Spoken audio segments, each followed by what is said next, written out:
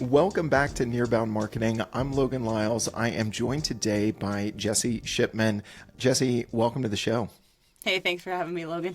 Yeah. Well, we're going to be talking about partnerships and how they really fit into the not only the recurring revenue model, but the recurring impact model. And we'll kind of explain that here in a second. But Jessie, I think why this is important to the conversation. And you and I were recently talking about really where the SaaS industry is as a whole. And it's kind of interesting as you compare it to the growth and maturity trajectory of different industries. There's some similarities, but some unique things that have obviously happened in the past few years that really shine a light on why partnerships are really key to this sort of model going forward. So what are some of the things that you're seeing in the big picture before we dive into tactically, how do you bring partners into a recurring impact model?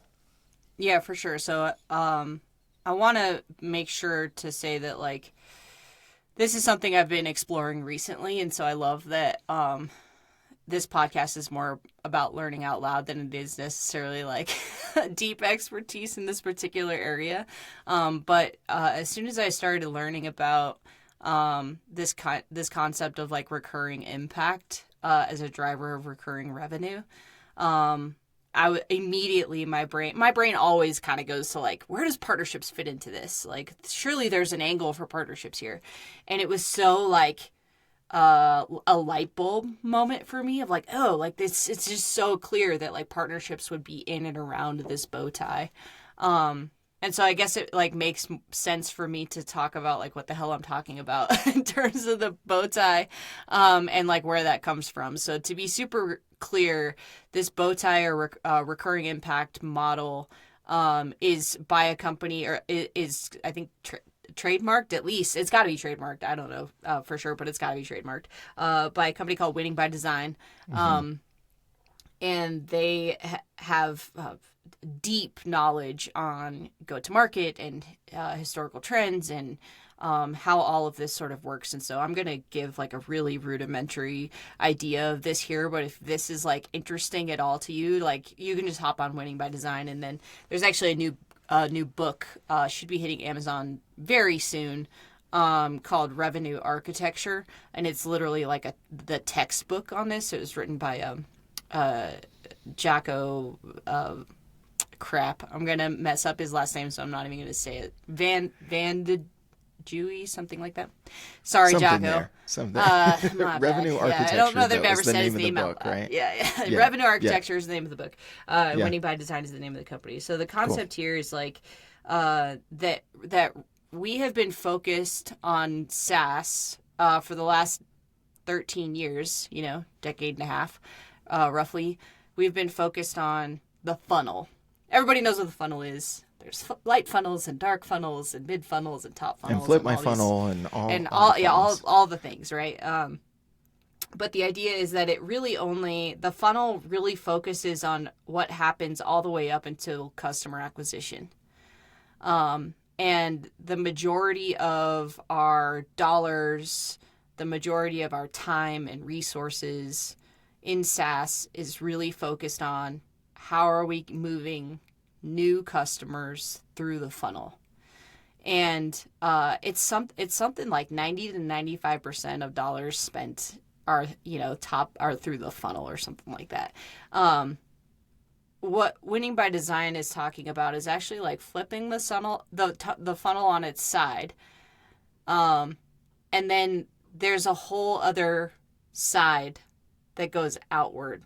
So it looks like a bow tie. So it's like right. If your funnel looks like an upside down pyramid, right, then you turn it on its side and you've got a pyramid kind of pointing to the right, like a greater than sign. I'm bringing up my algebra for a second, like right? Yeah, and then you mirror it and you've got a left hand side, and so it looks like a bow tie, right? That's exactly right. Yeah. Yeah. So what Winning by Design is arguing for, and we can talk about the history of why this should be, is that you're spending equally on the land side of the bow tie, so the left side of the bow tie, before commit, and on the expand side of the bow tie.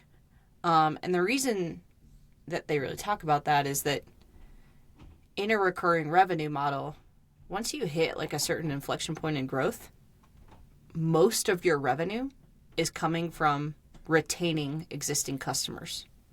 And so, like, why are we spending so much time, energy, resources once you hit a certain inflection point in growth? Why are we continuing to spend time, effort, money, resources on obtaining new customers and so little on, or obtaining new customer and so little on retaining existing customers and creating what they call recurring impact? Right. So like recurring revenue is a function of recurring impact. And that sort of goes like all the way across the bow tie. Hey there, Logan here. Hopefully you're getting some good ideas and practical tactics to execute your own nearbound marketing from this episode. You know what else helps? The right tools. That's why I'm a huge fan of Reveal. I use it to get insights into which partners already have relationships with my audience. This lets me decide which partners to work with to power my own nearbound marketing efforts. Want to reach accounts faster, more efficiently, and most importantly, with more value? From events to ABM, understanding which partners your buyers already trust is going to accelerate hitting the KPIs of your marketing programs. Learn more at reveal.co or check the link in the description of this episode. All right, back to today's conversation. I love that. And the thing I would add to that, right? If you now have this mental picture, or you've seen this bow tie from the folks at Winning by Design before, Jessie, I think you're calling it out, right? Like most SaaS companies were investing so much, 90 to 95%, whatever the stat is on the left-hand side. Even within that, we're often over investing in one part of that bow tie, right? If for anybody in the marketing side who's, been hearing folks like Chris Walker, who was on the show recently, talk about, really starting to separate demand generation from demand capture. And we're spending all on the left-hand side, but of that 90%, we're spending 90% of the 90% on just the demand capture, right? And so spreading that spend across the bow tie kind of in both directions is something that I'm seeing here. Jessie, you were talking a little bit before we hit record about kind of this maturity model that you've been kind of exposed to, looking at how different industries typically reach a point of maturity and how that compares to the journey that the SaaS industry as a whole has been on. How does that fit into, where this recurring revenue model, recurring impact model is applicable for SaaS, the journey that we've kind of all been on in SaaS for the last 13 years or so? Yeah, for sure. So, Winning by Design started creating this idea of the bow tie as an evolution, as a necessary evolution of like, we were in a period as an industry of growth at all costs for 15-ish years. And really, like, if we look at the decade between 2010 and 2020, it was like, this is a new thing, right? Software used to be perpetual licenses, and you would get a disk in a box, and then you would install it in a server, and everybody had these like massive data rooms, and everybody was sort of in control of all of their own thing. And then, of course, Salesforce was like, hey, we don't have to do that anymore. And like, now you buy a subscription. And then everybody was like, whoa, recurring revenue is like maybe the best business model that's been created in the last 50 years, right? Like, you don't have to, you can keep selling things over and over again. And then when somebody comes back, you can sell them more. And it's just like this hugely profitable thing, which then obviously gave birth to VC in a real way, right? Like, VC was like, this is a great bet. This is a great bet. Like, let's spend money here. Like, if you spend a whole bunch of money up front, then there's an easy way to make money on the back end. And so, in 2010 and then, through the teens, it was sort of this like, let's establish SaaS as an industry. And historically, industries take about a decade until they hit sort of this maturity. And then once they hit this maturity, it's sort of like, okay, this growth at all cost thing is no longer working, or isn't going to continue to work. And so the natural evolution is like, how do we move into more of like a mature and success kind of thing and retaining customers? And we had to move, as an industry, we also then had to think about moving into that for SaaS, right? Like, how do we stop doing 95% spend on top of funnel and start moving into an equal spend to make sure that we're having like this recurring impact and we have long-term relationships with our customers, even though it's recurring revenue and not perpetual license. But what happened at that inflection point? Jocko talks about this, that there are different phase shifts in industry and phase shifts in different companies' maturity, where like, but usually a phase shift happens around like an ARR number, right? So like, there's a phase shift at like 1 million. Right. So like if you from 0 to 1 million, you're sort of this like scrappy startup and it's yes to everything and like speed. And then once you sort of hit 1 million, then you're like, okay, I think we found a little bit of product market fit here, maybe, depending on what you're selling. Maybe we found a little bit of product market fit here. So now we're going to start taking some of this like sporadics and turn it into like real process. Right. And then you get to maybe like 5 to 10 million, maybe it's 10 million, let's just call it. Right. And then you definitely have found product market fit. And now it may even be a different set of people who then take some of the processes, really mature them, right? All of those are considered phase shifts. Usually you have a window into that phase shift coming and you plan for it, right? You hire all the right people and all that kind of stuff. The SaaS industry in 2020 went through 4 phase shifts simultaneously. Like we're still once, all right? at once and completely unpredictable. And nobody had any chance at all to like look at it, right? So around the time where as an industry we should have been like taking a step back and being like, well, where are we going to invest in order to continue to have an industry in the future? COVID hit, right? And every company was forced to move their legacy and on-premise softwares and infrastructure that was probably going to continue to work for them for at least another 5 years, right? There wasn't like a big push necessarily to move to cloud. And even like working at Apple in 2016, 17, 18, people were like, I don't trust cloud. I was talking with like CIOs and they were like, we don't trust, you can't have student data in the cloud. Like that's so insecure, right? And there was always this like, even in 2018, like a very like, cloud, right? And then in 2020, it was like cloud or die, right? Like your employees can't work from home if you have on-premise and no VPN, right? And it was like a very like, and even if it was on VPN, like the tunnel around it was just a mess, right? So it was like we need to right now adopt some cloud solutions, and what are they going to be? And so organizations in SaaS who maybe were growing at a steady pace and were trying to figure out like how do we get into this maturity model, all of a sudden saw this enormous boom and we were back to growth at all costs. And it was sort of like we'd gone back to 2010 where it was like, woo, recurring revenue. And everybody's like, uplift. And VCs were like, here's some damn money, right? And it was like the weirdest space because the rest of the economy was like, what are we going to do? People aren't going to be in stores buying things, all this kind of stuff, right? Like it was a really scary time for the rest of the economy. But SaaS was like, yeah, buddy. Like it was a miracle, right? We moved all these people who were hesitant to move their services into cloud, actually into cloud, which then delayed and possibly to a lot of detriment, delayed this evolution into maturity. And so what ended up happening was like, now we're in 2023 and everybody has chosen their cloud providers and now it's all, but more companies keep coming onto the scene. There's going to be like 75,000 SaaS companies by the end of the decade or something like that. Yeah.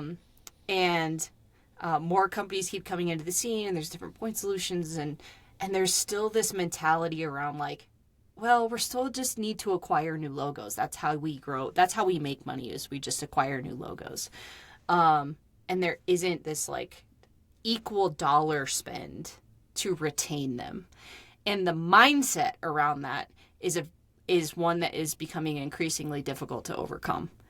So it's sort of this like very strange place to be in. And I think this is also like why partnerships is an interesting conversation right now. Yeah. Well, let's jump in right there because I think you've done a great job of setting the scene. I love kind of the learning out loud as you're getting familiar with more and more content from Winning by Design. I wasn't aware of the new book, just revenue architecture that you put on my radar as well as listeners today. So I greatly appreciate that even just from the conversation so far. I think the question next is, okay, if folks are willing to look at things differently and start to invest in both sides of the bow tie, it's a shift in their entire GTM framework. At the same time, we're saying, hey, you got to layer in partners into your sales motion, into your marketing motion. We need to, take a nearbound approach to all of these different things.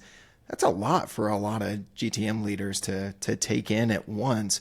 What are some of your thoughts on where you think they should not even necessarily start, but start to think about in where partners, whether it's on the sales side or the marketing side, can start to actually help them make that shift that, like you said, is kind of we got a delay on the need for that, about 3 years ago, and now it's kind of coming home to roost, so to speak, right? Yeah, I mean, I think that it's like what was working isn't working anymore, right? Like the statistics are just there. That's just like cold hard facts. Like what was working is no longer working. So like, companies like SalesLoft and Outreach and to a certain extent, Apollo and Zoom Info and like all of these like sort of like big data and sequencing and like more is better volume. Even if we get if we can send 1,000 emails without anybody touching it, and we only get 1%, like that's better than spending time building personalized emails, right? Like that's sort of the mentality is like volume, volume, volume, because they're hitting up against that sort of a TAM. Or at least those companies are. And so I think that the scale, the idea around scale, the mentality around scale, like scale, there's a mentality around like once I hit a certain inflection point, then I need to scale it all, right? And the problem with scale when you're dealing with human beings is that you end up not humanizing them. You end up dehumanizing human beings at scale, right? And we're really good at sniffing that out. I know exactly when a sequenced email hits my inbox, right? I don't even open that shit. Because I know that, hey, surely, quick question, Jessie, right? If you get that in Yeah. Yeah. in an email, I'm like, yeah, I'm not answering that, right? Like, there's no Yeah. The human quick behind question it. subject line has been That's right. beaten Yeah, to yes, death, right? Yeah. yes. There, if there is very clearly not a human being who has crafted an email and hit send, I will not open it because I'm a human being and I want to be, even if your solution is awesome, like I still want to be treated like a human. And I think that partnerships allows for us to make human connections through each other, right? Like, yes, we create a business partnership because there's mutual value to the business, right? My solution plus your solution equals better solution. Or like I have a gap and you have a gap and together we fill it. And there's like business logic there. But the reality is what partnerships does is actually connects humans to humans in order to solve human problems. And that is and it can do that at scale. Like that's the really cool part is that it does it at scale. It connects humans to humans because of the nature of network effects and not because you're hacking an email system, or because you're able to send 1,000 emails. And so I think that that's like, it's valuable on the left side of the bow tie for that reason. From a marketing perspective, right? It's like, what is marketing really is getting your product in front of the eyes of other people, right? And the most valuable that we've seen, the most valuable marketing is word of mouth. Like it doesn't scale too far. Really good companies just starting out if you're able to build your customer base via word of mouth, you know that you've got something there, right? If you have to pay for Google ad spend to get at a very early stage, like, you're in trouble. What you want is for people to be like, that product is not perfect, but it's awesome and it helps me solve this problem. And then it's the next person and the next person and the next person. Partnerships helps to do that at scale, right? Because, like, hey, I've got this cool product. You have this problem. I have this partner that helps solve it. Can I connect you with this other person at this? And people are like, yeah, for sure. Like, it's all built on, like, trust, right? And I think when everything is so, like, digital, people just want to be connected to other humans, and partnerships helps to do that at scale, because you're helping to it's at its core relationship building.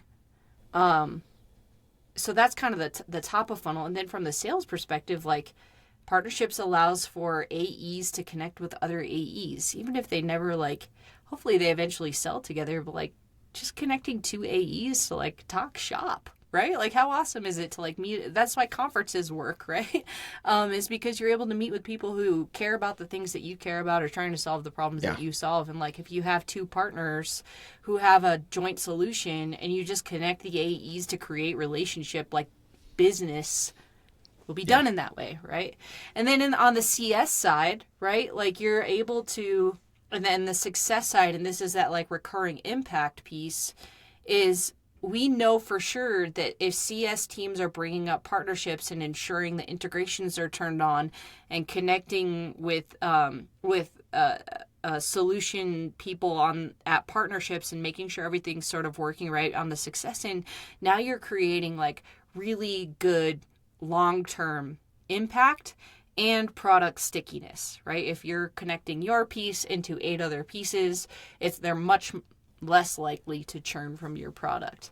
Yeah, I couldn't agree more. And just like one tactical thing that I've seen, our mutual friend, Corey Snyder, we both know and love, right? And now over the last month or so, I've gotten the chance to actually officially work with him, as he took over my previous role as head of partnerships at teamwork.com as I moved into my evangelism and partner marketing role. And one of the things I saw him do right along these lines is what made me think of it, not just because we needed to work Corey into this conversation between we can Logan always and work Jessie, Corey into a but conversation. what Corey did in the first few weeks after joining the company was go to our CS team at teamwork.com and say, what are the requests that you're getting from customers, either training, integration, professional services, the things that they're struggling with in and around the product, either implementation, integration, all these different things. What are the top requests that you're getting that you have to say, sorry, we don't do that, in some form or fashion, so that he could create a hit list, right? And then go to our existing partner ecosystem and say, where can I match? And also, where can I identify a gap and use that to recruit new partners into the program that could fill that gap, going back to what you were saying there earlier. And what's really cool, and how I think this ties back into Nearbound Marketing and this Bowtie model that ties everything together, is, guess what? Now we have some of those wins that maybe aren't just about why someone switched to teamwork.com, right? But why they chose to stay, and how they were like, oh yeah, we switched. Now we're seeing some serious results because we not only switched and made things a little easier, but now the company was able to connect us with a partner. They solved this issue. And now we've got, a story to tell that is about our product, our customer, the partner. Now we've got multiple people involved in telling that story. That's really where I think all of this ties back into Nearbound Marketing. So quick aside there, but just some tactical things I want to give to anybody listening to this in how I've seen exactly what Jessie's talking about really play out. And a lot of it is driven by our mutual friend, Corey Snyder, backwards hat and all, right? Yeah. Genius. I mean, he's just such a ace player. I'm so stoked you're working with him.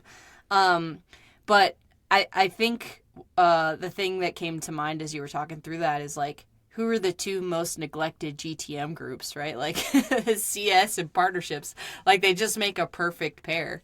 And so, like, if you can get, as a partner team, a metric tied to retention, right? Because I think that partner teams are often seen as a growth hack, right? Like, they live on an island because GTM organizations typically see them as a growth hack and not as like a legitimate GTM motion. And so, and they're almost always tied to like partner sourced or partner influenced net new revenue, right?